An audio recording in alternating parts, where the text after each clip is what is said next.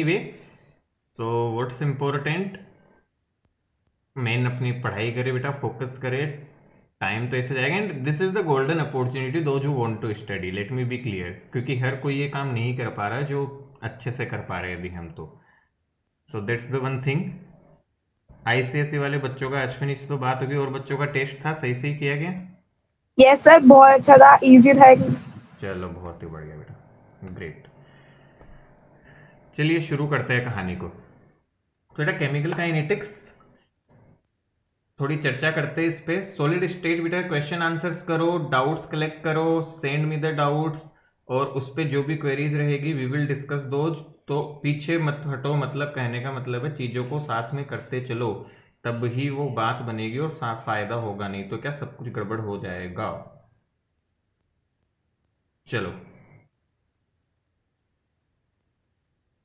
तो बेटा आप सबको पता है केमिकल, केमिकल का यहाँ पे मीनिंग है आपका केमिकल चेंज होने से या केमिकल रिएक्शन, केमिकल रिएक्शन। और काइनेटिक्स का मतलब होता है बेटा एक्चुअली उसकी रेट या स्पीड के बारे में स्टडी। मतलब यहां पे बेटा हम ये बात करते हैं कि कोई रिएक्शन होने में कितना टाइम लगेगा, उसके टाइम के बारे में हम चर्चा करते हैं इस चैप्टर में। मेनली ये चैप्टर किससे रिलेटेड है कि कोई भी रिएक्शन यदि हो रही है तो उसके होने में कितना टाइम लगता है या कितना इफेक्टिवनेस रहने वाली है, उससे रिलेटेड जो भी चर्चा हमारी होती है बेटा वो इस चैप्टर में होती है आपके पास, दैट इज केमिकल काइनेटिक्स। बात समझ पा रहे हैं हम? So this is basically branch which deals with the study of rate of a reaction. ठीक है, तो क्विकली शुरू करते हैं बेटा फर्स्ट डेफिनेशन के साथ। So what is chemical kinetics? We say that this is a branch which deals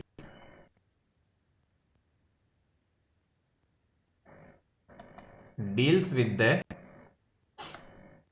time taken for a reaction। तो बेटा मेनली ये ब्रांच ऐसी है जो किसी भी रिएक्शन के लगने वाले टाइम को डील करती है, तो उसको हम बोल देते हैं केमिकल काइनेटिक्स।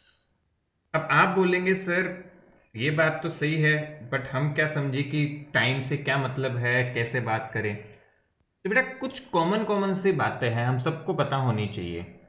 टाइम के बेसिस पे रिएक्शंस को हम बहुत कैटेगरी में तोड़ सकते हैं। जैसे फॉर एग्जांपल्स हम बोलते हैं बेटा वेरी फास्ट रिएक्शंस। कोई एग्जांपल दे सकता है वेरी फास्ट रिएक्शन का? Sir HCl plus water. Neutralisation. HCl plus water तो नहीं बेटा, strong acid strong base. Yes sir sir, phosphorus neutralisation. का एयर के साथ। तो सॉल्ट प्लस वाटर निकलता है strong sir. Acid plus strong base reactions बेटा। और देखो प्रेसिपिटेशन ऑफ AgCl समझ लो चाहे, यस बहुत फेमस रिएक्शन है, सबको पता भी होगा, प्रेसिपिटेशन ऑफ AgCl। ठीक है, तो इस तरह की जो रिएक्शन होती है बेटा, AgCl जब प्रेसिपिटेट होता है, जनरली प्रेसिपिटेशन रिएक्शन बहुत फास्ट होती है, कहने का मतलब है स्ट्रॉन्ग एसिड स्ट्रॉन्ग बेस वगैरह होते हैं उनकी रिएक्शंस भी काफी फास्ट होती है। इसी के अगेंस्ट हम देखें वेरी स्लो रिएक्शंस, नेचर में एक एग्जांपल देखने को मिलता है, that is a very famous example. कोई याद है किसी को? रस्ट। हाँ बेटा, rusting of iron. Rusting of iron is example of very slow reactions. ठीक है बेटा, ये सब चीजें हैं।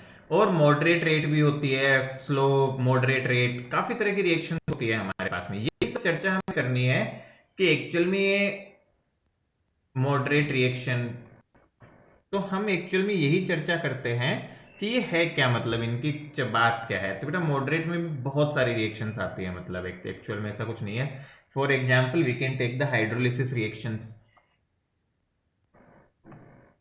हाइड्रोलिसिस रिएक्शंस होती क्या है, धीरे धीरे आगे सीखोगे रिएक्शंस वगैरह, तो हम ऑर्गेनिक में पढ़ेंगे हाइड्रोलिसिस वगैरह और सब तो।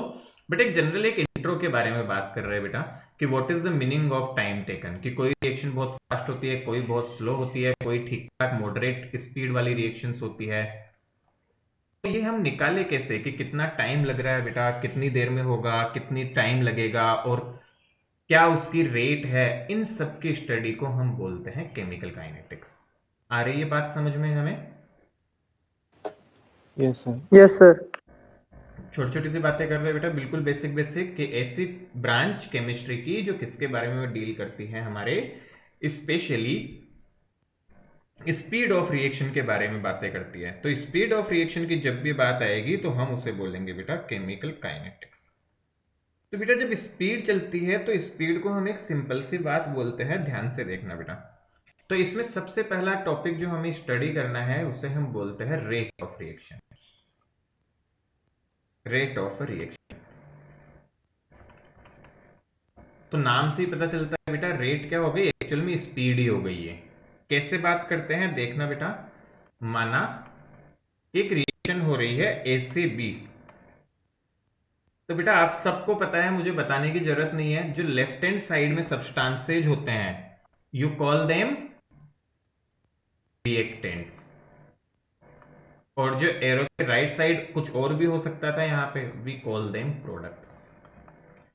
ठीक है, आई होप ये बात समझ आती है बेटू, तो ये तो कॉमन सी चीज है। अब ध्यान से देखो बेटा, रेट को कैसे डिफाइन किया जाता है, ध्यान से देखना। तो हम बोलते हैं बेटा rate, I can define it, denote it with symbol R, this is equal to change in amount of reactant upon change in time.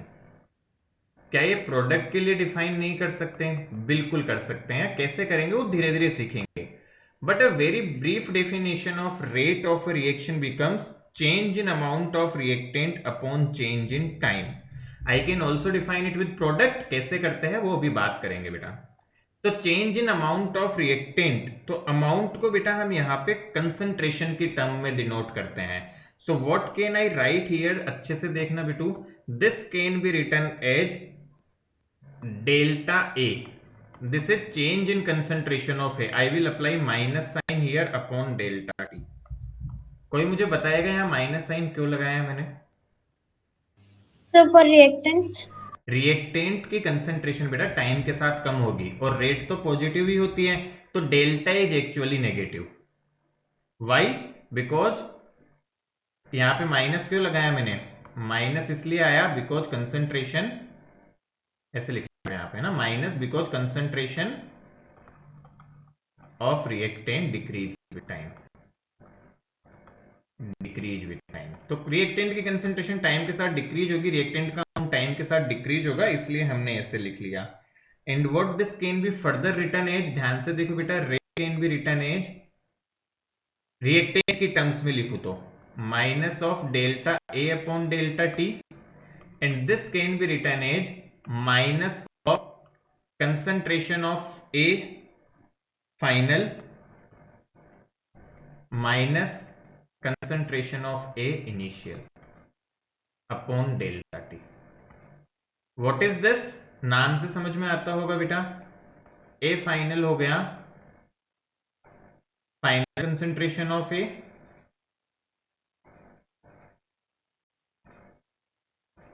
Final concentration A, तो ए इनिशियल क्या हो जाएगा? Initial initial concentration of A. बहुत बढ़िया बेटा।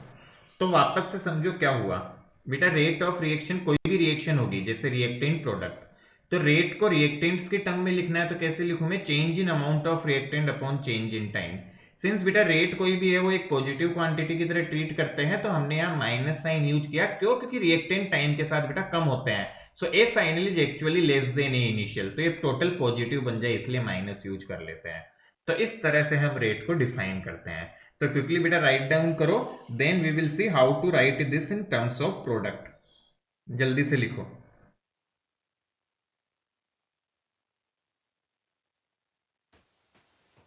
Sir ये example भी लिखने हैं? हाँ लिख लो बेटा, नहीं एग्जांपल्स लिखो तो लिखो, नहीं तो सीधा यहाँ से शुरू कर दो बेटा, कोई दिक्कत नहीं है। You can directly start from here. काम की चीज यही से है, वो तो एक डेफिनेशन या वो है जस्ट इंट्रोडक्शन, काम की चीज यहाँ से। बहुत ये चैप्टर थोड़ा आसान है, थोड़ी कैलकुलेशन टफ जरूर होती है इसकी, but this is a easy chapter क्योंकि यहाँ लॉग आ जाता है बेटा। थोड़ी देर बाद हम देखेंगे लॉगरिदम इसमें इन्वॉल्व हो जाता है, तो हल्का सा कैलकुलेशन टफ होती है लॉग की, बाकी chapter is very easy.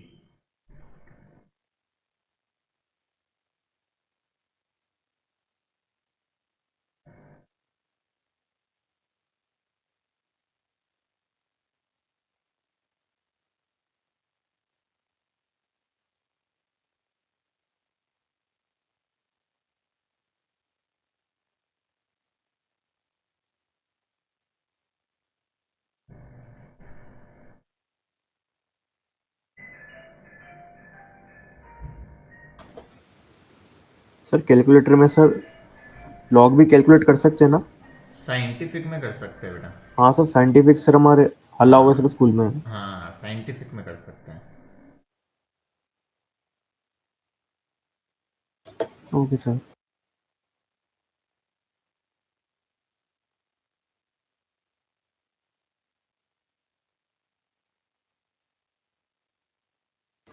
Sir done.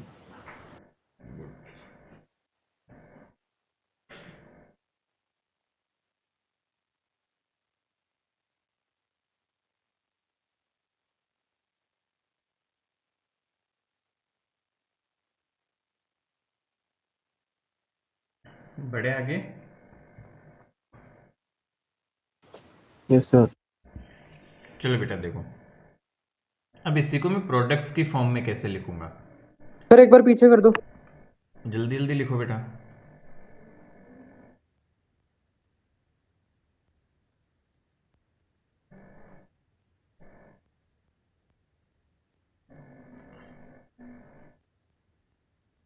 So how to write in terms of product, कोई बता सकता है?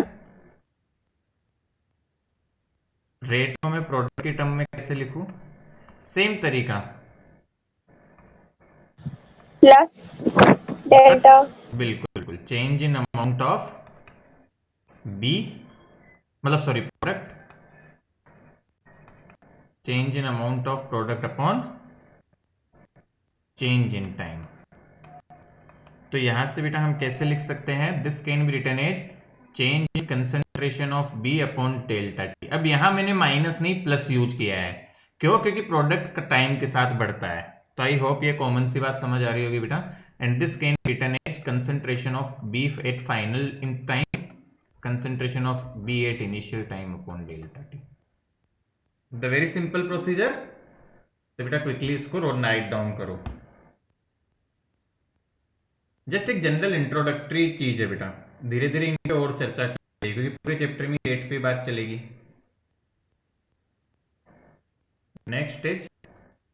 नेक्स्ट टॉपिक इज बेटा average rate and instantaneous rate.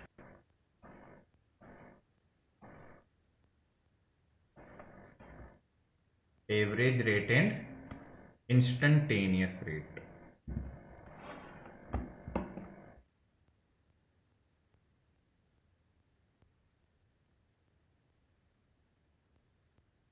चलो बेटा देखते हैं।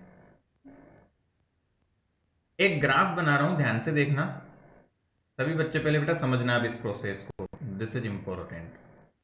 This side I am representing reactant concentration and this side I am writing time. The graph is somewhat like this, ऐसा कुछ ग्राफ है।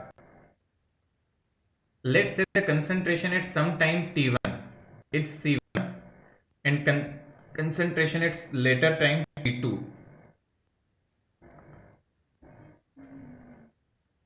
it's c2। आ रहा है बेटा ये बात समझ में?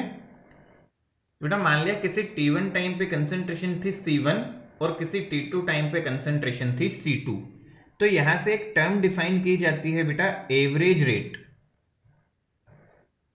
कैसे डिफाइन कर रहा हूं, ध्यान से देखना। Average rate is written as change in concentration, so minus of c2 minus c1 upon t2 minus t1। तो बेटा this can be written as delta C minus of delta C by delta T. Obvious सी चीज है, देखो क्या हुआ, final concentration initial concentration upon time, और तुम सब क्लियरली बेटा इस डायग्राम से देख सकते हो क्या फाइनल कंसेंट्रेशन इनिशियल से कम है। Yes, sir. तो हमने Yes, sir. यहाँ इसलिए बेटा माइनस यूज करते हैं यहाँ पे। अब बेटू क्या होता है ध्यान से समझना, अब ये थोड़ा सा मैथमेटिक्स का पार्ट है, तो जिन बच्चों को आइडिया नहीं भी है वो इस चीज को मान के चलेंगे कि बेटा ऐसे होता है। हम बोले इंस्टेंटेनियस रेट,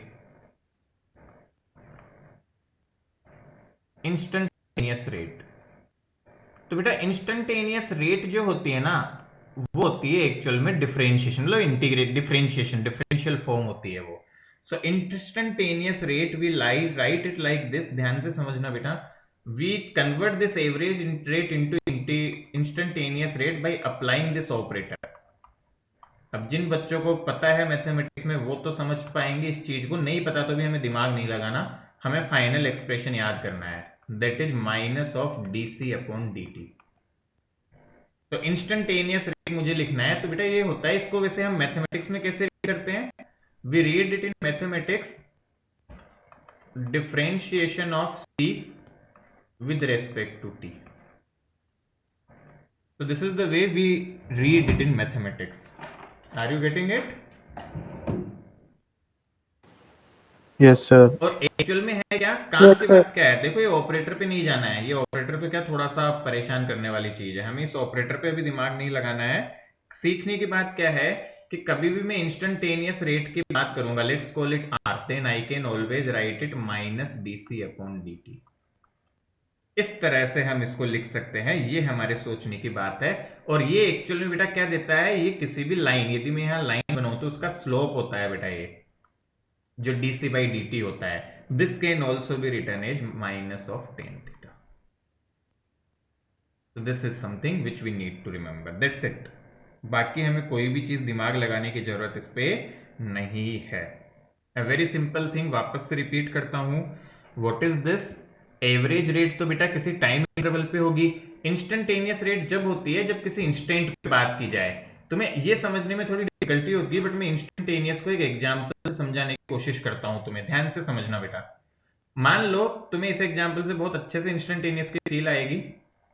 लेट्स से कि हम कार से जयपुर से बेटा अजमेर तक जा रहा था मैं, ठीक है, यहां से अजमेर जाना था मुझे, बेटा कार चल रही थी, बीच में कहीं पे भी मान लो बेटा कोई ड्राइवर चला रहा था और मैं पीछे बैठा हूं, मुझे फील होता है कि ड्राइवर बीच में बहुत तेज गाड़ी चला रहा है मान लो किसी टाइम पे, और मैं उससे सडनली पूछता हूं व्हाट्स द स्पीड, और ड्राइवर मुझे आंसर करता है 90। तो ये जो आंसर किया वो कौन सा हुआ, इंस्टेंटेनियस स्पीड। क्या बात समझ में आ रही है? Yes, sir. उस इंस्टेंट की स्पीड। इसी तरह मान लो ड्राइवर थोड़ा आगे निकला, वो बहुत धीरे चलाने लगा, उसने देखा अरे सर पूछ रहे हैं कि तेज वे चला रहा है, फिर मैंने वो ज्यादा ही धीरे चला तो मैंने पूछा क्या स्पीड, उसने बोला 20। तो जिस इंस्टेंट पे मैंने पूछा उसने तुरंत आंसर किया, so this is instantaneous speed. तो किसी पर्टिकुलर टाइम पे जब पूछा जाता है तो बेटा उसे इंस्टेंटेनियस बोलते हैं, दैट्स द ओनली डिफरेंस, कि किसी इंस्टेंट पे हम पूछते हैं so that is called as instantaneous, और किसी इंटरवल में बात होती है that is called as average. That is a very basic difference. Instantaneous नाम से पता चलता है बेटा किसी इंस्टेंट की, और एवरेज मतलब किसी इंटरवल की। Make sense? तो बस ये दो डिफरेंस पता होना चाहिए कैसे लिखते हैं। So quickly write this down, जल्दी से लिखो इसे।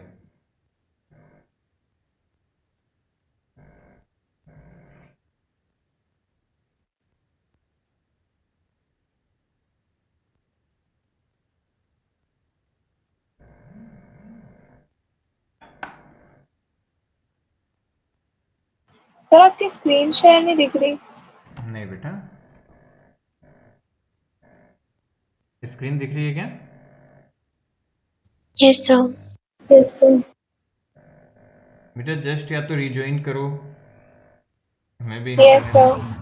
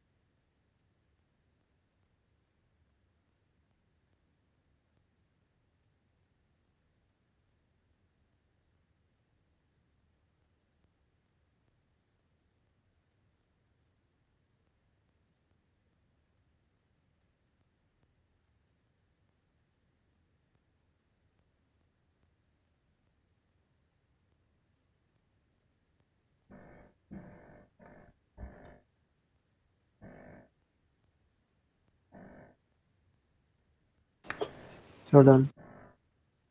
गुड। सर ये लिम क्या है जो आपने लिखा हुआ है सर? क्या बेटा? इंस्टेंटेनियस रेट के सर बाद में LIM लिम। अरे लिमिट पढ़ते हैं बेटा, इसे मैथ्स का ऑपरेशन होता है, limit delta T tends to zero. Okay sir. तो एवरेज एक्चुअल में इंस्टेंटेनियस में बदल जाता है ये ऑपरेशन लगाने से। सो अभी अपनी इतना काम करने बेटा, वो बस बताने के लिए बताया, ऐसे डिफाइन किया जाता है। काम की चीज क्या है कि इंस्टेंटेनियस को ऐसे डिफरेंशियल फॉर्म में लिखते हैं, दैट इज इंपॉर्टेंट थिंग। ठीक है, ओके सर। अभी और समझ आएगा बेटा, ये तो डिफाइन किया, अभी और एग्जांपल्स लूंगा मैं काफी सारे, wait just wait.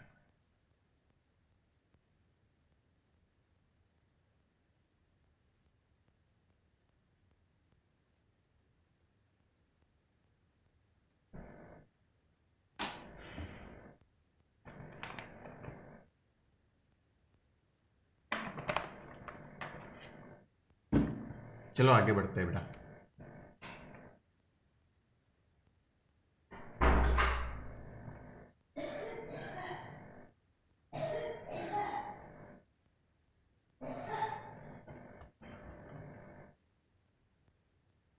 See this, एक एग्जांपल लेता हूं मैं, a plus B giving c plus D. मान लो ये रिएक्शन है बेटा, है ना, d को कैपिटल लिखते हैं, इनको सबको कैपिटल है ना।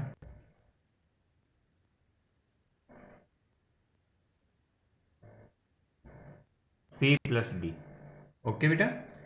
अब होगा क्या, ध्यान से देखना, इस रिएक्शन के लिए मैं कुछ टर्म्स डिफाइन कर रहा हूं, प्लीज ट्राई टू अंडरस्टैंड। हम लिखते हैं बेटा रेट ऑफ रिएक्शन ऑफ ए। यहां पे ये जो ए रिएक्टेंट है, इसका रेट ऑफ रिएक्शन लिखा जाएगा minus of d A by D T. अब जब भी डी ए डी की फॉर्म में लिख रहा हूं, मतलब कैसे रेट लिख रहा हूं मैं, इंस्टेंटेनियस। और कंसेंट, ये ए से क्या पता चल रहा है, कंसेंट्रेशन में चेंज बेटा। इसी तरह मैं लिखूं rate of reaction of B, तो क्या आएगा,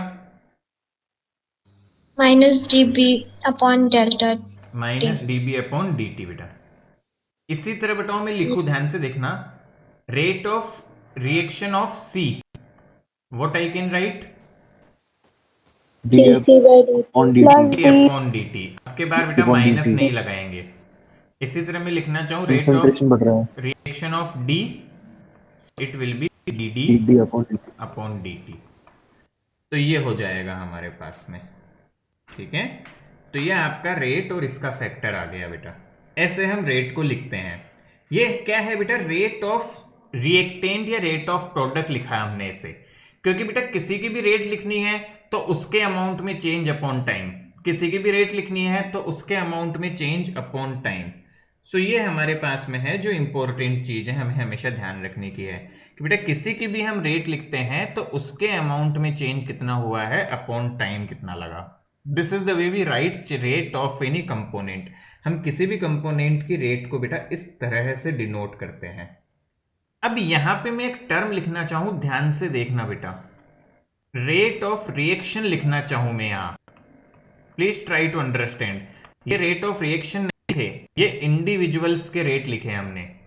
रेट ऑफ रिएक्शन में लिखना चाहूं यहां, तो बेटा इस केस में रेट ऑफ रिएक्शन सब चीजें इक्वल है, तो यहां पे मैं क्या लिख सकता हूं, rate of reaction equal to minus of d A upon D t equal to minus of d B upon D T.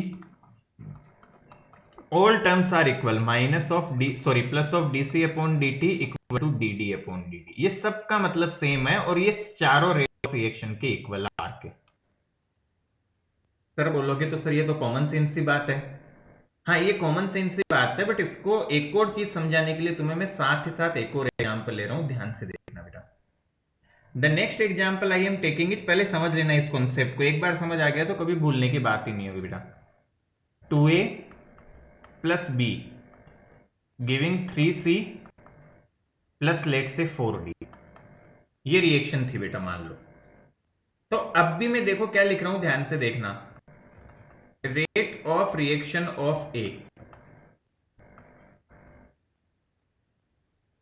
वो तो यही लिखी जाएगी minus of d A upon D t, क्योंकि ए में कितना चेंज आया upon time, rate of reaction of B क्या लिखूंगा बताओ?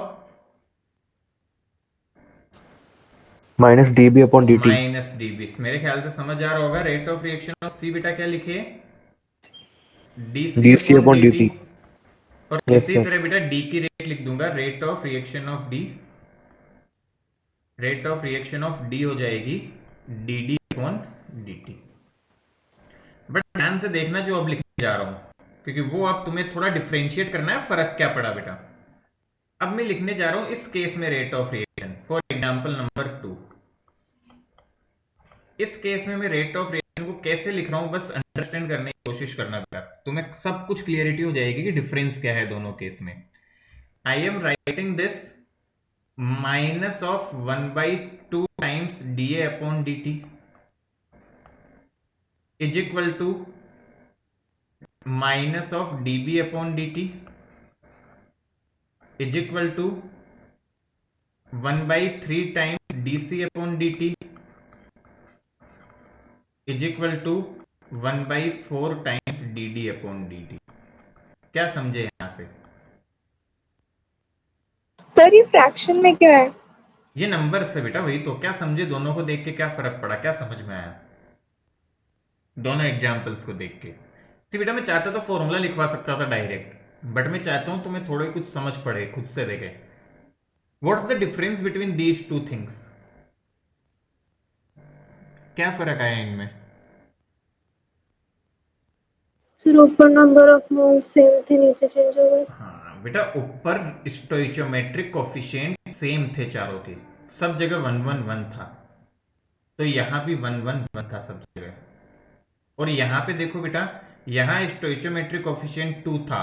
सी, स्टोइचोमेट्रिक कोफिशिएंट से इंडिविजुअल की रेट पे फर्क नहीं पड़ रहा, बट रेट ऑफ रिएक्शन पे फर्क पड़ रहा है। रेट ऑफ रिएक्शन यदि डीए की तरह से निकालना चाहूं मैं, तो मुझे 1/2 से डिवाइड, मतलब इसके स्टोइचोमेट्रिक कोफिशिएंट से डिवाइड करना पड़ेगा। इसी तरह सी की हेल्प से निकालना चाहूंगा तो इसके स्टोइचोमेट्रिक कोफिशिएंट से डिवाइड करना पड़ा। इसी तरह डी से निकालना चाहूंगा रेट, तो इसके स्टोइचोमेट्रिक कोफिशिएंट से डिवाइड करना पड़ेगा। क्या बात थोड़ी सी दिमाग में आई क्या? Yes sir. Yes, sir. वापस बताते हैं बेटा। सी, स्टोइचोमेट्रिक कोफिशिएंट से इंडिविजुअल रेट्स पे कोई फर्क नहीं पड़ता, वो तो जैसा उनके कंसंट्रेशन में चेंज आ रहा है उससे निकलती है। बट यदि आगे के नंबर्स बदल जाते हैं, एक नहीं रहता, तो बेटा रेट ऑफ रिएक्शन को लिखने के वे चेंज हो जाते हैं। तो यहां से एक फॉर्मूला बन के आता है बेटा। पहले ये दोनों एग्जाम्पल लिखना और फिर ये फॉर्मूला लिखना जो मैं यहाँ पे लिख रहा हूं। तो एक बहुत ही प्यारा फॉर्मूला बन के आता है, हमें हमेशा याद रखना है। What is that formula? Rate of reaction can be written as, rate of reaction can be written as rate of a component। Component का मतलब जैसे किसी भी रिएक्शन में कौन हो गए, जैसे इस दो रिएक्शन में कौन कौन हो गए components? A B A, B, C C, A, D. B, C या डी। तो जिस भी रेट ऑफ अ कंपोनेंट, मतलब किसी भी एक कंपोनेंट की रेट ले लो, divide by its stoichiometric coefficient. मेरे ख्याल से बात अब समझ आ गई होगी कि रेट ऑफ रिएक्शन और किसी भी कंपोनेंट की रेट में क्या रिश्ता होता है। Rate of reaction will be equal to rate of a component upon its stoichiometric coefficient. तो मेरे ख्याल से ये दोनों चीज समझ आई होगी।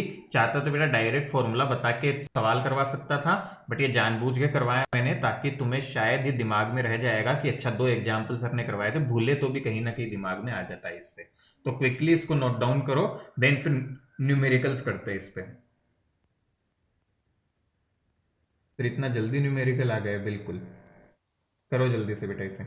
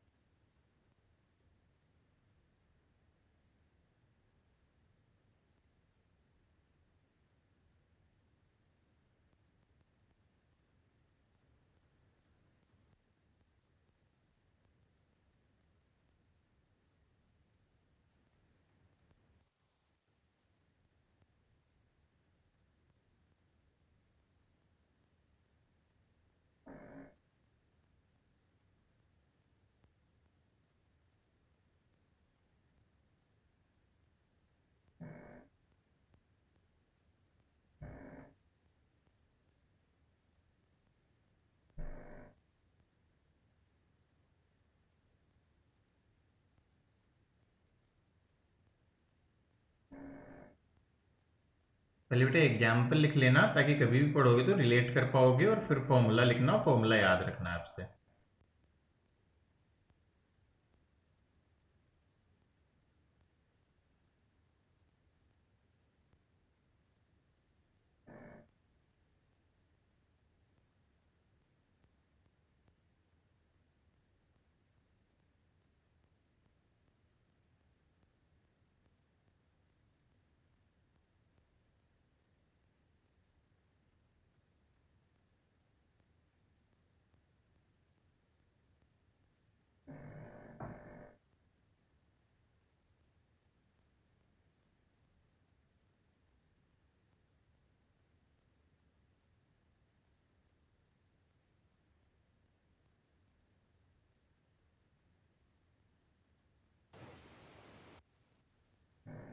लिख लो, जल्दी जल्दी लिखो बेटा।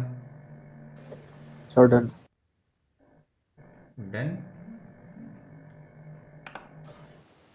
Yes sir.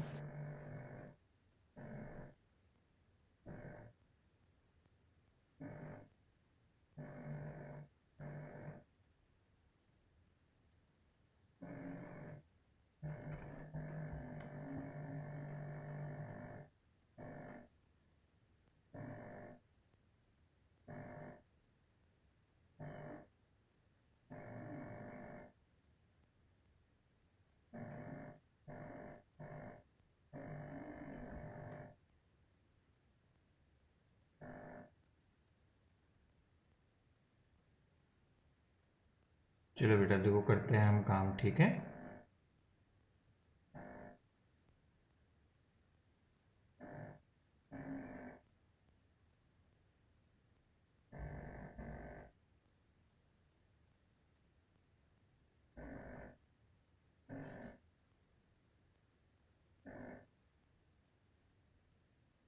चलिए क्वेश्चन करते हैं बेटा।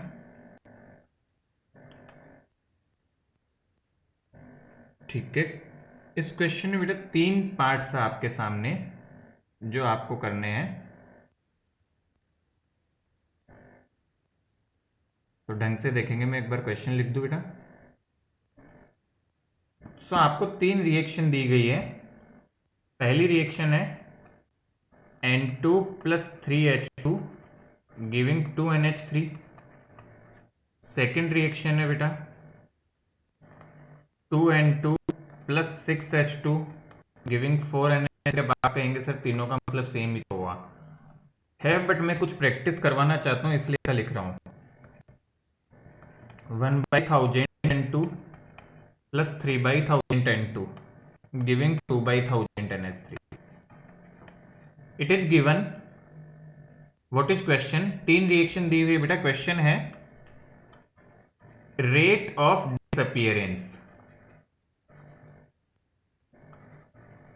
ये शायद एक बार ही आएगा ना, कर लेना करेक्ट बेटा। Rate of disappearance of N2 is given to you as 10⁻³ mole per litre per minute.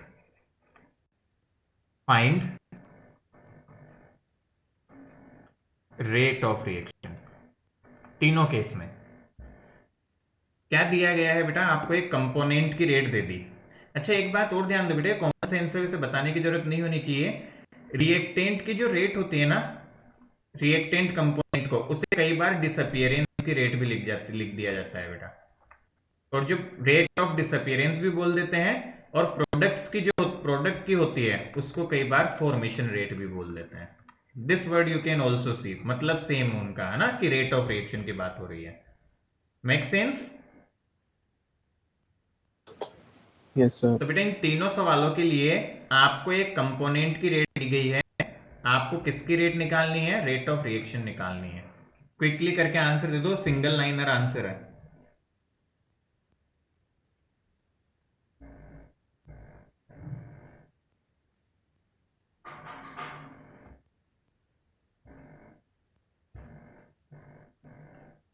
It's one liner answer.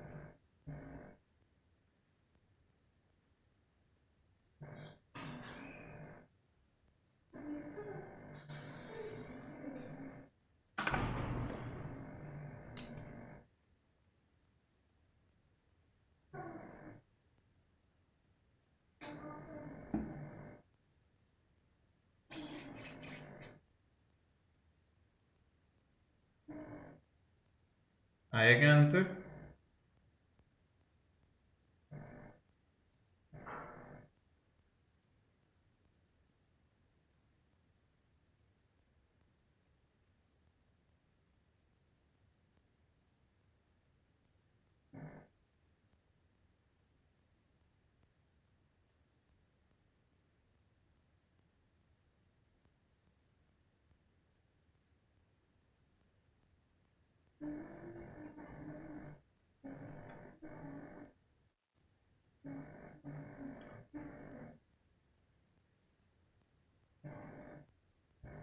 Sir यही तो होगी पूरे की।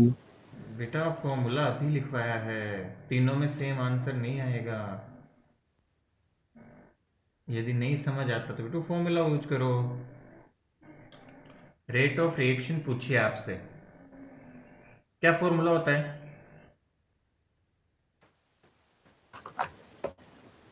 Rate of Rate of reaction equal to component. Rate rate of of component reaction of upon component upon stoichiometric stoichiometric coefficient. Component. तो यहाँ पे कौन से कंपोनेंट की दी हुई है? N2 की। तो can I write rate of N2 upon stoichiometric coefficient. तो फर्स्ट पार्ट के लिए इसका स्टोइचोमेट्रिक कोफिशिएंट कितना है? 1। 1। तो फर्स्ट पार्ट के लिए रेट ऑफ रिएक्शन का आंसर आया 10⁻³ सेकेंड पार्ट के लिए कितना आएगा? 10⁻³ बाई 2। by 3।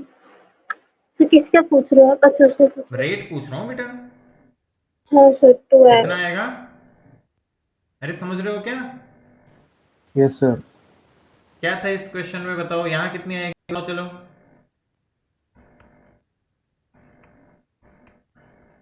0। अपॉन 1/1000 हे भगवान। सर 1000 सर ऊपर चल जाएगा ना। हाँ सर, ऊपर जाएगा। क्या कर रहे हैं हम? हो हाँ, 1 10 0 वाले का। बेटा इसमें क्या दिक्कत आई? सीधा सी ये फॉर्मूला सिखाने के बाद तो ये बच्चों का खेल है। मतलब पेन उठाने की भी जरूरत नहीं होनी चाहिए थी इन तीनों पार्ट्स के लिए। बेटा please let me know where we are getting stuck. कहाँ स्टक हुए हैं हम? जल्दी से बताओ जरा।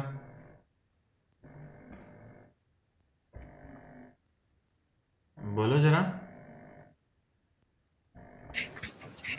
सर फॉर्मेट पता चल जाए ना सर, पे सारे हो जाते हैं। बेटा देखो, अभी थोड़ी देर पहले फॉर्मूला सीखा कि रेट ऑफ रिएक्शन और रेट ऑफ कंपोनेंट का क्या रिश्ता है सर, स्टोइचोमेट्रिक कोएफिशिएंट से डिवाइड करके निकालो। तो तुरंत हो गया यस बेटा, सर। कुछ भी दिक्कत नहीं है। चलो एक क्वेश्चन और देता हूँ क्योंकि मुझे कॉन्फिडेंस नहीं आया। एक सवाल और करो। ये कर लिया? जल्दी से लिखो इसके आंसर्स। मैंने फॉर्मूला केवल एक बार लगाया है, उसके बाद डायरेक्ट लिख दिया है। एक क्वेश्चन और करो।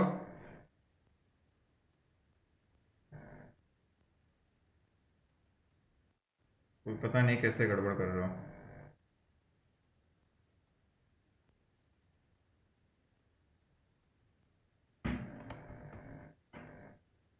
बेटा आ रहा है समझ में? यस सर अब आ रहा है। चलो एक सवाल करके बताओ जरा, फिर आ रहा है तो आगे बढ़ता हूं मैं।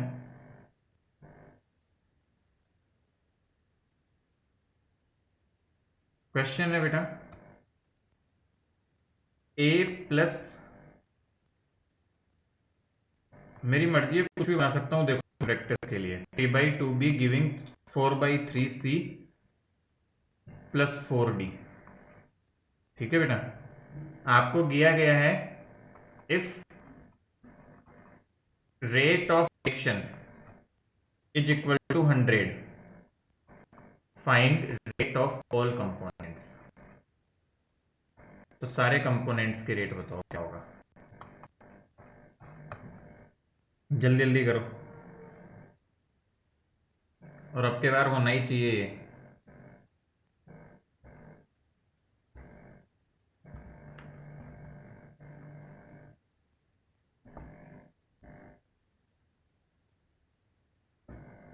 समटाइम्स मुझे लगता है पता नहीं इस फॉर्मूले पे सवाल भी क्यों करवाया जा रहा है, बट हर बार हर साल यही होता है, बच्चे गलत करते हैं इस पे पहला सवाल।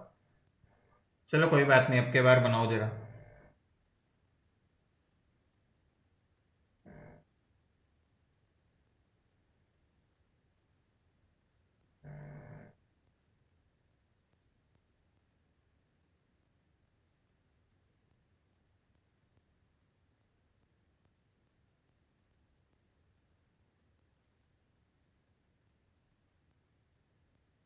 हो गया क्या?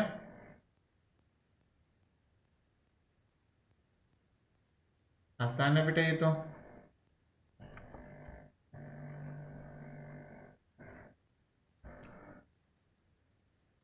अरे इतना टाइम नहीं लगना चाहिए रे।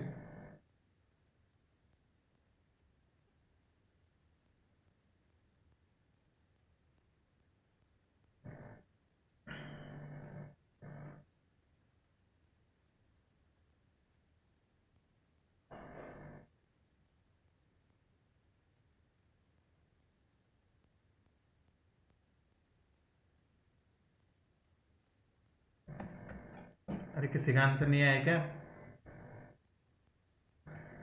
इतना सरप्राइज मत करो मुझे।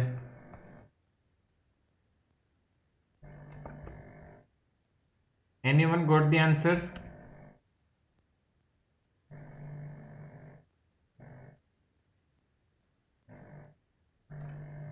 मेरी आवाज आ रही है बच्चों? Yes sir. क्या आंसर्स होंगे बताओ? चलो देखो बेटा, रेट ऑफ, अब के बार उल्टा पूछा है, तो रेट ऑफ कंपोनेंट क्या हो जाएगा formula? Rate of any component can be written as rate of reaction multiply by stoichiometric coefficient. बस लिखना शुरू करो यहाँ, rate of A will be equal to 100 into 1, rate of B equal to 100 into 3/2, rate of C 100 into 4/3, rate हाँ of sir, D. मेरा ये है।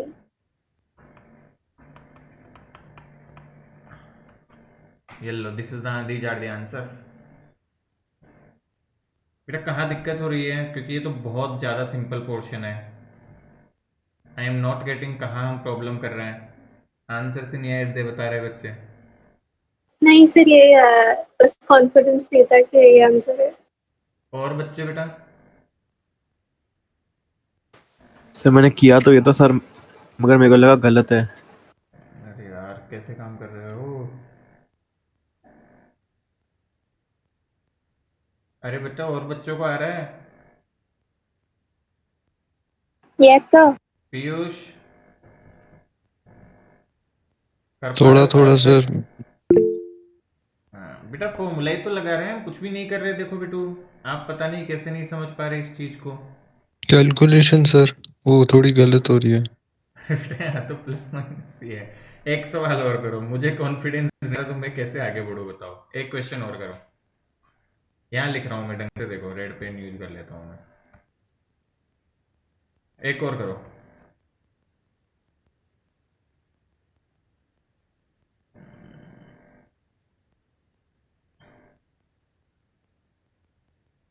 एक रिएक्शन और करते हैं,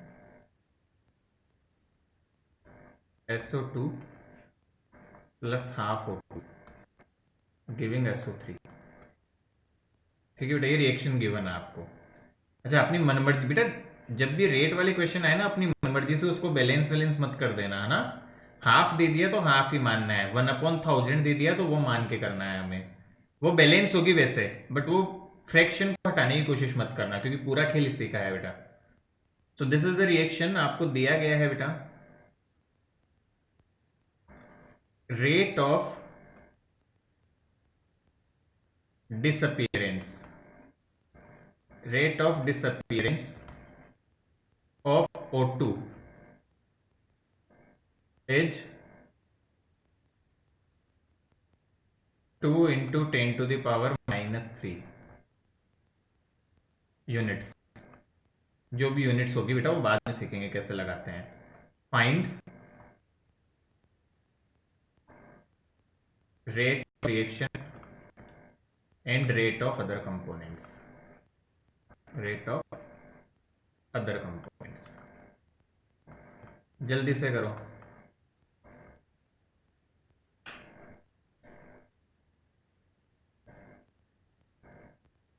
और अब के बार आंसर्स आने चाहिए।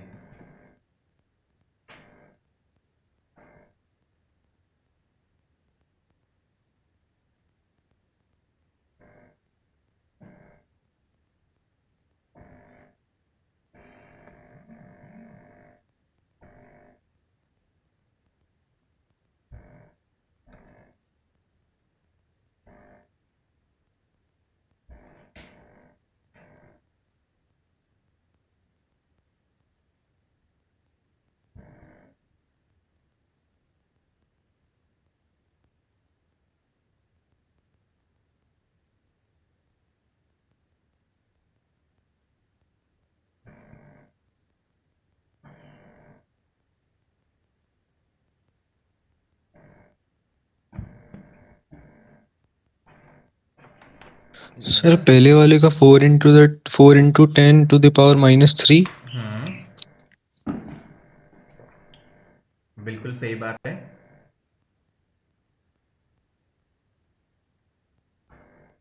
तो बाकियों की सेम ही तो होगा। सेम ही आएंगे, बिल्कुल सेम आएंगे, तीनों आंसर सेम आएंगे। ये सर सेकंड पार्ट तो सेम ही है तीनों का। तीनों सेम आएंगे बेटा। चलो देखो बेटा, रेट ऑफ रिएक्शन निकालने बोली है तो यहाँ से रेट ऑफ रिएक्शन, वैसे नहीं भी बोलता ना मैं ये, तो बेटा ये तुम्हें निकालनी पड़ती और कंपोनेंट्स का निकालने के लिए। आ रहा है समझ? Yes, sir. तो रेट ऑफ रिएक्शन कैसे निकाले? रेट ऑफ रिएक्शन का फॉर्मूला यूज कर लो बेटा। Rate of reaction will be equal to rate of a component upon its stoichiometric coefficient. So 2 into 10⁻³ upon 1/2, it comes out to be 4 into 10⁻³ तो बेटा rate of reaction I तो अब rate of SO2 क्या हो जाएगी? Rate of reaction into stoichiometric coefficient, तो वो हो जाएगा उतना ही। तो तीनों आंसर सेम आएंगे। आ रहा है समझ में? इसको R बोल दूं मैं, तो रेट ऑफ SO2 भी होगा R और रेट ऑफ SO3 भी होगा R। गुड। Yes, sir. तो बेटा ऐसे क्वेश्चंस है at the initial of the chapter, इस कॉन्सेप्ट से रिलेटेड क्वेश्चंस करने हैं हमें। दो फॉर्मूले पे बेस्ड क्वेश्चन है बेटा, अभी हम पढ़ रहे हैं, छोड़ मत देना क्लास, अभी आगे चलेंगे। अब इस दो फॉर्मूले पे कौन से क्वेश्चंस है? एक तो जैसे हो बेटा delta C by delta T, मतलब रेट, और एक हो गया एक से दूसरे की रेट निकालना। तो ये दो कॉन्सेप्ट पे क्वेश्चंस है अपने पास में, तो वो अपने को देखना है बेटा। ओके, आ रहा है समझ में? Yes sir. Yes, sir. चलिए बेटा, तो मैं आगे बढ़ जाऊं?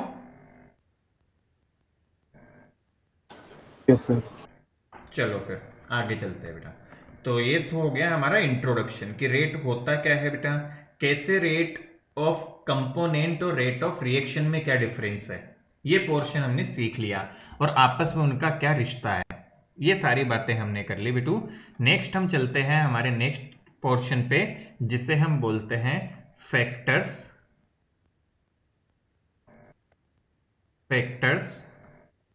Affecting rate of reaction. अब बेटा पूरे चैप्टर में हमें फैक्टर्स ही पढ़ने हैं, एक एक करके हम हर एक फैक्टर को डिटेल में सीखेंगे। तो मैं पहले में सारे फैक्टर्स के नाम लिख देता हूं बेटा। पहला फैक्टर है, आप भी भले सर साथ इससे साथ में, पहले क्या पढ़ रहा था? बेटा मैंने क्वेश्चन करवाया उससे पहले, जो फॉर्मूला सीखा था ना हमने, उस पे क्वेश्चंस किए, ये जो फॉर्मूला सीखा था इस पे। ठीक है बेटा, कोई बात नहीं है, Yes, sir. इसका रिलेशन नहीं है बेटा जो आगे पढ़ रहे हैं हम। यदि आपका थोड़ा सा मिस हो गया है तो हम इसे कवर कर लेंगे बाद में, ठीक है? तो इससे अब आगे रिलेशन नहीं आएगा, चिंता मत करो बेटा, हमने जितना देखा तो उसी का काम आएगा। सो सी बेटू, सबसे पहला फैक्टर आता है अमाउंट ऑफ रिएक्टेंट, जो रेट को अफेक्ट करता है, मतलब कंसंट्रेशन। जब भी अमाउंट की बात हम यहाँ पे करते हैं बेटा, हम बोलते हैं कंसंट्रेशन उसको। सेकंड फैक्टर आता है बेटू टेम्परेचर। थर्ड फैक्टर आता है कैटलिस्ट। फोर्थ फैक्टर हमारे पास आएगा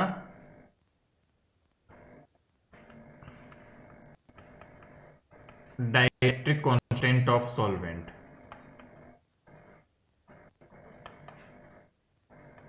ठीक है बेटा, पांचवा सर फैक्टर, प्रेशर भी करता है क्या? हाँ सब कुछ आएगा बेटा, वेट तो करो। पांचवा फैक्टर आएगा बेटा पीएच ऑफ सॉल्यूशन। छठा फैक्टर आता है बेटा मैग्नेटिक एंड इलेक्ट्रिक फील्ड। सातवां फैक्टर आता है बेटा nature of reactant and products. बेटा टेम्परेचर आ गया, वहां पे प्रेशर वगैरह सबसे रिलेटेड टर्म्स आ गई, क्योंकि टेम्परेचर इनडायरेक्टली बाकी सब चीजों से रिलेटेड होता है। आती है बात समझ में? तो टेम्परेचर आ गया तो मतलब इनडायरेक्टली बाकी सब चीजें आ जाती है।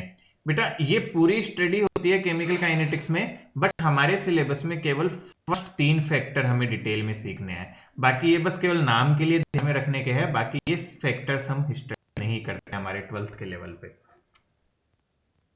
तो फिर सर लिखा क्यों दिया? क्योंकि बुक्स में दिया रहता है बेटा, बस इसलिए लिखा दिया।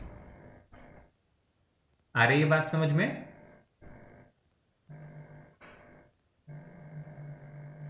तो बेटा मेनली मोटे मोटे 7 फैक्टर्स है जिस पे रेट ऑफ रिएक्शन डिपेंड करता है। हमें कौन कौन से 3 फैक्टर है, हमें कौन कौन से फैक्टर्स सीखने हैं? हमें मेनली 3 ही फैक्टर्स सीखने हैं। जो हमारे 3 फैक्टर्स कौन से हो गए? Amount of reactant, concentration, temperature और कैटेलिस्ट। बाकी फैक्टर हमारे सिलेबस का पार्ट नहीं है, हमें इन पे ज्यादा चर्चा नहीं करनी है।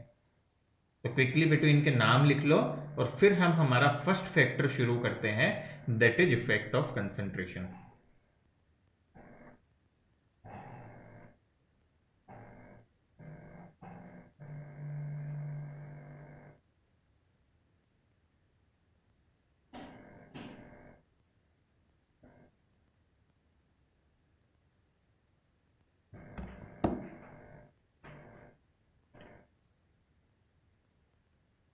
Return yes sir. तो हम मेनली बेटा क्या सीखेंगे?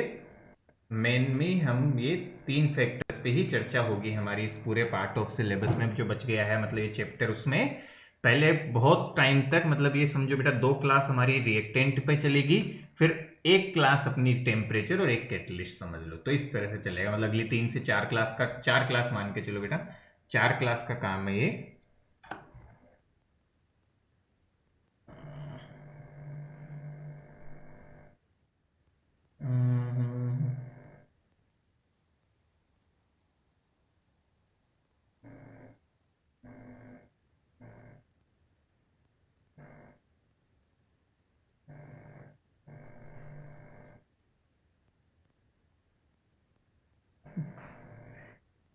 अरे डेनिशा बेटा ये कोलिजन थ्योरी में आएगा आगे, विल स्टडी दिस पार्ट।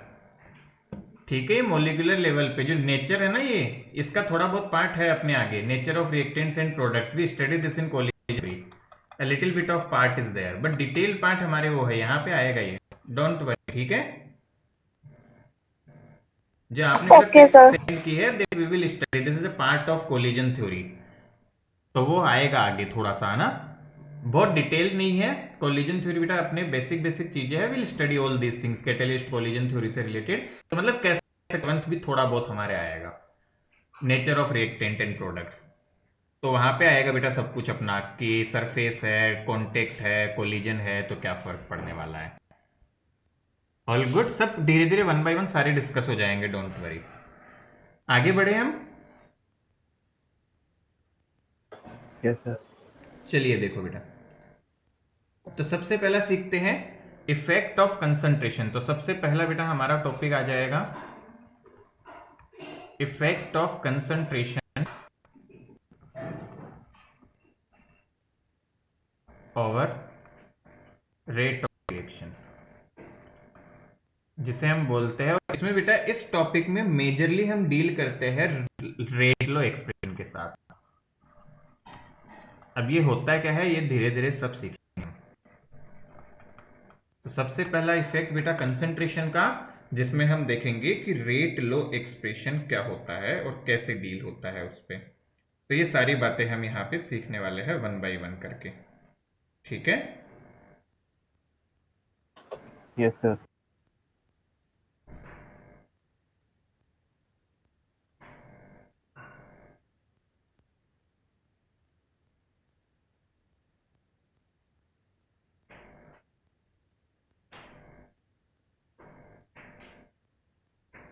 चलो देखो बेटा, तो व्हाट आई विल से, एक छोटा सा चीज देखेंगे यहाँ पे and we will deal with it. फिर हम क्या कहते हैं, ध्यान से समझना। We say that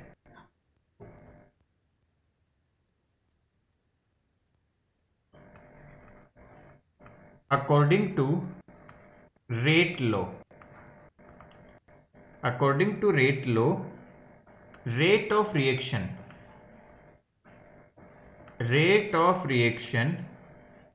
is related to concentration terms.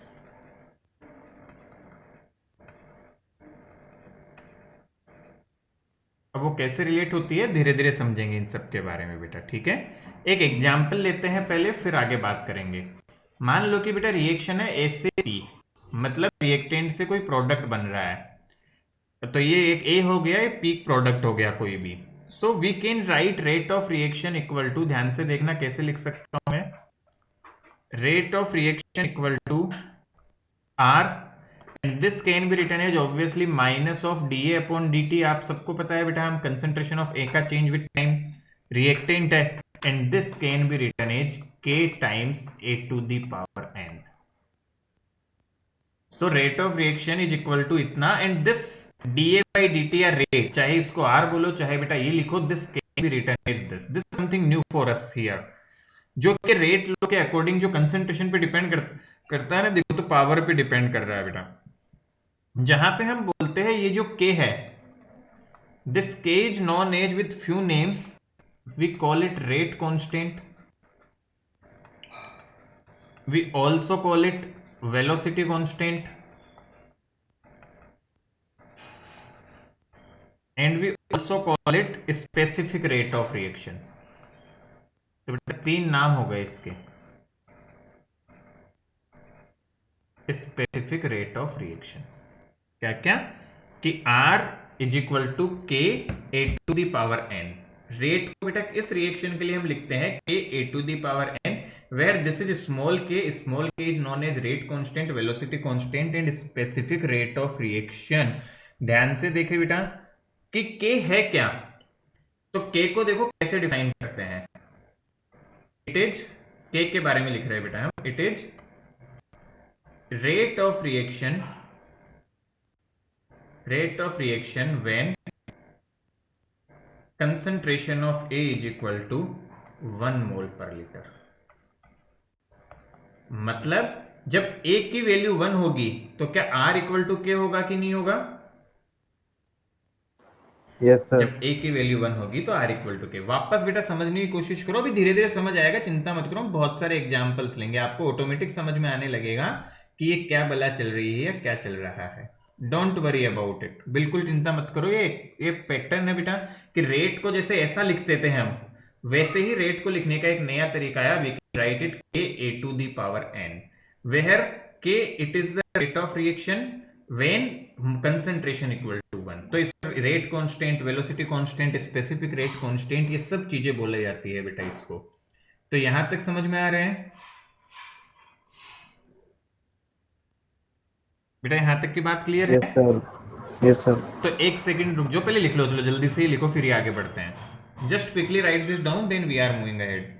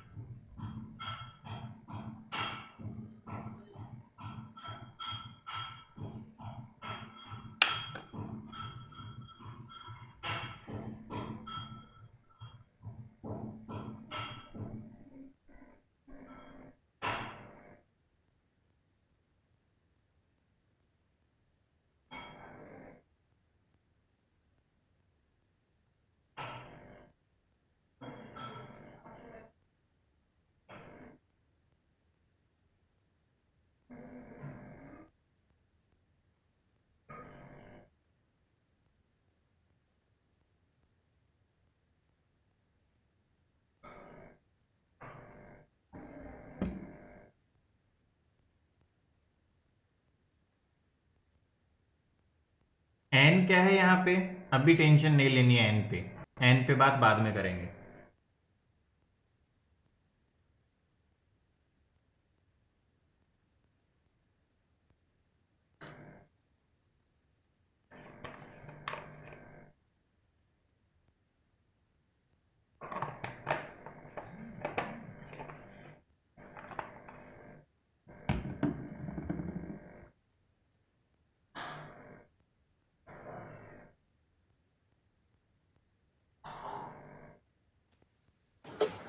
Sir इसकी वैसे डेरिवेशन भी होती है क्या? नहीं बेटा, डेरिवेशन जैसा कुछ नहीं है, लो है, लो का कोई डेरिवेशन करने की नीड नहीं होती, अभी बात करेंगे बेटा।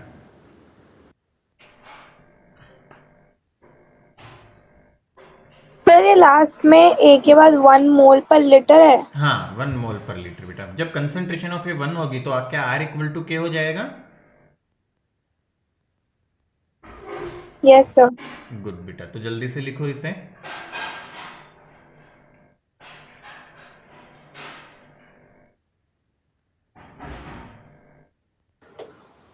Sir done.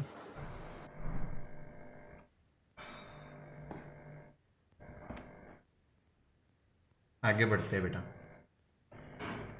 बढ़ू मैं आगे, चलो यस सर। बेटा। अब यहाँ पे हम एक छोटी सी चीज बोलते हैं, पहले तो एक नोट करके लिखेंगे। ये जो नोट कर रहे हैं ऑटोमेटिक धीरे धीरे क्लियर होता जाएगा। Rate constant of a reaction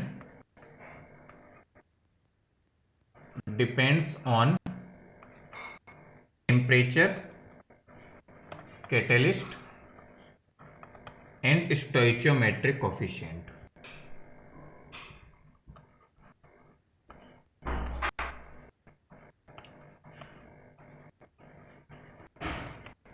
ध्यान देंगे बेटा बस, ये रेट कांस्टेंट ऐसे डिपेंड करता है। बहुत कॉमन सी चीज है, कैसे करता है धीरे धीरे सब समझ आएगा बेटा, क्योंकि जब रेट चेंज होगी तो साफ हो रहा है बेटा, जिन चीजों से रेट चेंज होती है उनसे अपना रेट कांस्टेंट भी चेंज होगा जनरली, तो मेजरली इन फैक्टर्स पे डिपेंड करता है। यहां बेटा एक छोटी सी टर्म आती है जिसे हम सब बोलते हैं law of mass action.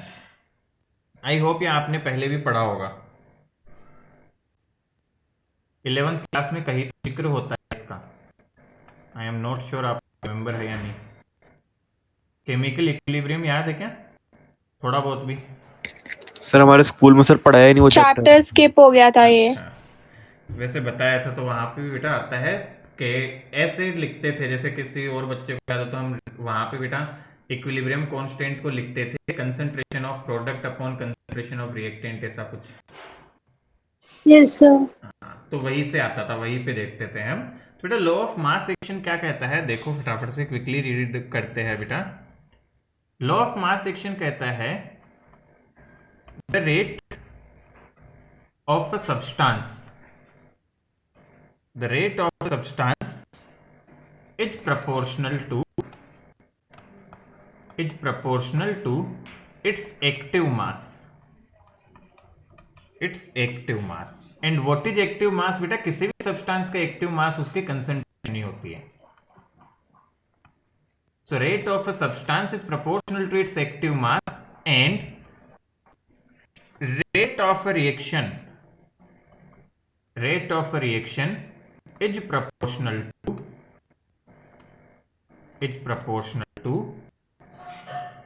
active masses of reactants,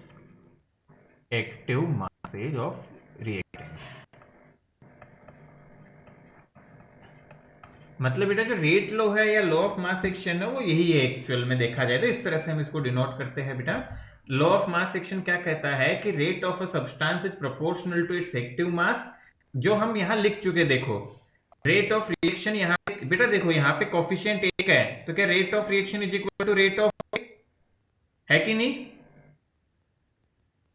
आ रहा है बेटा समझ में? Yes sir. Rate of reaction equal to rate of A, और this is proportional to its active mass, मतलब कंसंट्रेशन के प्रोपोर्शनल है। जहां एन और ये प्रोपोर्शनलिटी कांस्टेंट हो गया, और एन क्या है वो आगे सीखेंगे कि किस पावर में प्रोपोर्शनल है। So this is the law of mass action. तो ये बात हमें बेटा पता होनी चाहिए, हमें आनी चाहिए। तो ये यही लॉ ऑफ मास एक्शन और कुछ नहीं है। तो ध्यान से देखोगे तो जो पीछे एग्जाम्पल दिया था उसमें हम law of mass action automatically लिख सकते हैं हम बेटा। तो चलो देखो,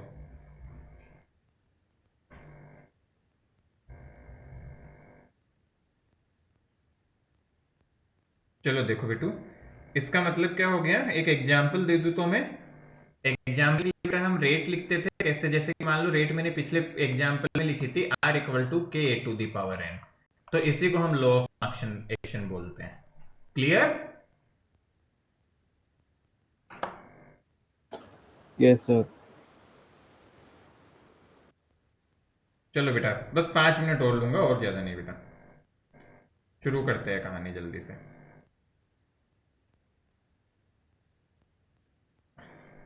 चलो बेटू देखो, एक एग्जाम्पल लेता हूं मैं, सब बच्चे ध्यान से देखेंगे। बहुत प्यारा और बहुत बेसिक सा एग्जाम्पल है।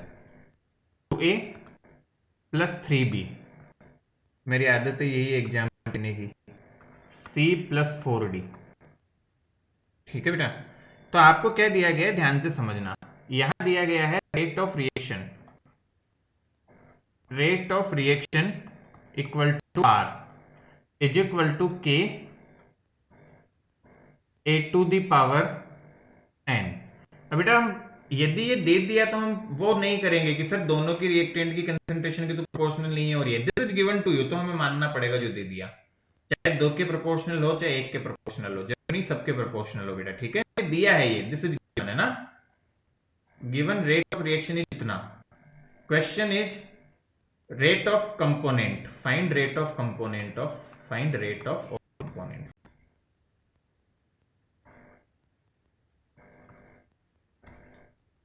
तो बेटा मैं खुद कर रहा हूं, देखना कैसे लिखूंगा। क्या मैं रेट ऑफ ए को ऐसे लिख सकता हूं,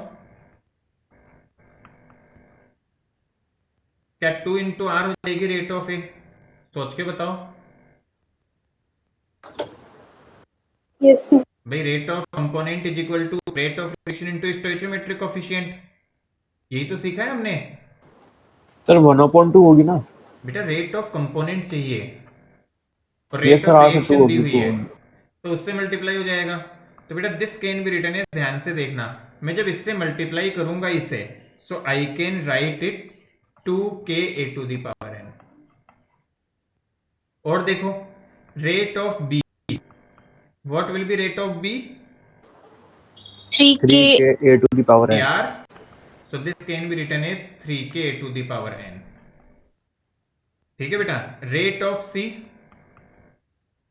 this is r itself, so k a to the power n। और रेट ऑफ d क्या हो जाएगा बेटा, 4r, 4k a to the power n। that is 4k a to the power n। अब बेटा यहां से देखो, ये भी पूरा का पूरा कांस्टेंट माना जा सकता है, ये पूरा कांस्टेंट माना जा सकता है, ये पूरा कांस्टेंट माना जा सकता है, और ये पूरा का पूरा कांस्टेंट माना जा सकता है। तो ध्यान से देखो मैं क्या लिखने जा रहा हूं, मैं लिखने जा रहा हूं यार रेट कांस्टेंट ऑफ ए। ध्यान से देखना बेटा, रेट कांस्टेंट ऑफ ए मतलब ए के लिए रेट का कांस्टेंट क्या है, this can be written as 2k। इसी तरह रेट कांस्टेंट ऑफ बी क्या लिख सकता हूं, 3k 3k। Rate constant of सी के ही है, k और रेट कांस्टेंट ऑफ डी क्या हो जाएगा बेटा जी, 4k। 4k। कुछ समझ आया क्या, कुछ एक रिश्ता बना सकते हैं हम। Yes sir. देखो क्या रिश्ता बन रहा है, मैं एक फॉर्मूला नोट डाउन कर रहा हूं। द रिश्ता is rate constant of component is equal to rate constant of reaction multiply by stoichiometric coefficient. क्या समझ आया क्या फॉर्मूला, पहले हमने पुराना वो किया, एक एग्जांपल लेके दिखाया तुम्हें और फिर एक्सप्लेन किया। See here, yes sir. Rate constant किसी कंपोनेंट का इक्वल है रिएक्शन का रेट कांस्टेंट कितना था, मल्टीप्लाई बाय उसका stoichiometric coefficient. So again one more formula is coming here जो हमें याद रखना है, ठीक है बेटू।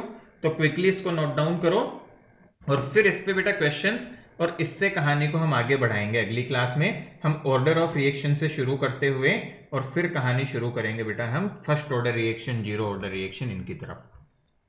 तो क्विकली इसको नोट डाउन कर ले सभी बच्चे बेटा। बात समझ आई ना कि कैसे कंपोनेंट का रेट कांस्टेंट हो गया, rate constant of reaction into stoichiometric coefficient. Yes sir. तो जल्दी से लिखो बेटा इसको। तो आज का टाइम हमारा कंप्लीट हो गया, इसलिए मेरा मन था कि ये वाला इस पे क्वेश्चन करवाता, बट अगली क्लास भी है बेटा बच्चों की मैथ्स की, तो will do this in next class itself. तो एक बार जितना हुआ उतना पढ़ेंगे, उसको रिविजन करके आएंगे हम अगली बार, और अगली बार फिर बेटा इससे आगे बढ़ाएंगे। So the chapter is more towards mathematics, but इतनी टफ मैथमेटिक्स नहीं है इसमें, बस कैलकुलेशन आएगी थोड़ी भारी लोग की। तो उसके लिए मैं ट्रिक बताऊंगा बेसिक्स के लिए। वैसे जिनके कैलकुलेटर उनको तो ट्रिक्स की जरूरत नहीं पड़ेगी, बट जैसे जिनको कैलकुलेटर अलाउड नहीं है बेटा उनको ट्रिक्स की बहुत जरूरत पड़ेगी इसकी कैलकुलेशंस में। So that we will discuss.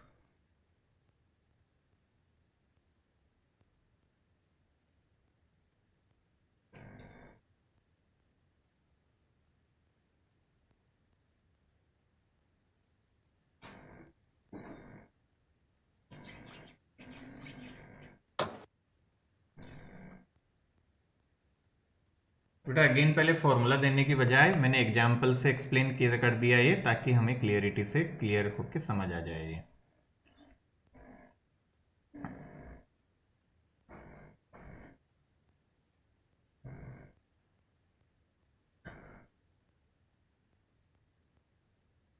वैसे सच ये है बेटा, अभी तक केमिकल काइनेटिक्स में जो भी पढ़ा है यहाँ से रेयर ही कोई क्वेश्चन आता है।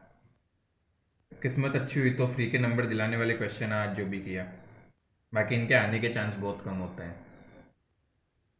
तो अगली क्लास में जो होगा ना वहाँ से मेन क्वेश्चंस बनेंगे सारे, बट ये बेसिक अंडरस्टैंडिंग उसके लिए आनी चाहिए।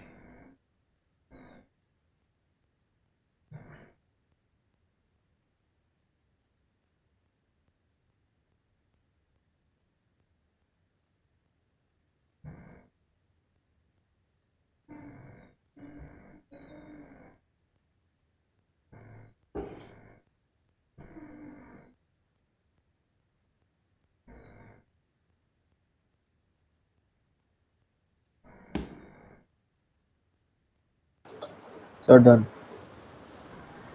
डन। सर नेक्स्ट पेज से सर फॉर्मूला लिखना है बस। हाँ बेटा बस। बेटा लिख लिया सबने? Yes sir.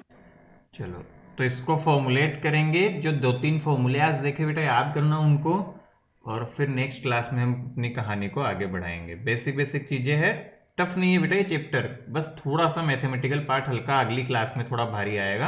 Other than this chapter is very easy, सबसे स्कोरिंग होता है ये, इवन फॉर जेई ऑल्सो। जब हम पढ़ा करते हो जेई में भी इसके क्वेश्चंस कम ही गलत होते थे। चलिए सर डन। रिटर्न। चलो सो बेटू सब बच्चे छोटा सा काम, मैथ्स की क्लास है ज्वाइन करना टाइम पे, जिनकी मैथ्स की क्लास है वो बच्चे, और बाकी बच्चे बेटा रिवीजन करो, होमवर्क करो, एंड व्योम बेटा मुझे कॉल करना इवनिंग में, ठीक है? ऑल राइट बेटा, thank you. Thank you sir. Thank you sir. Thank you sir.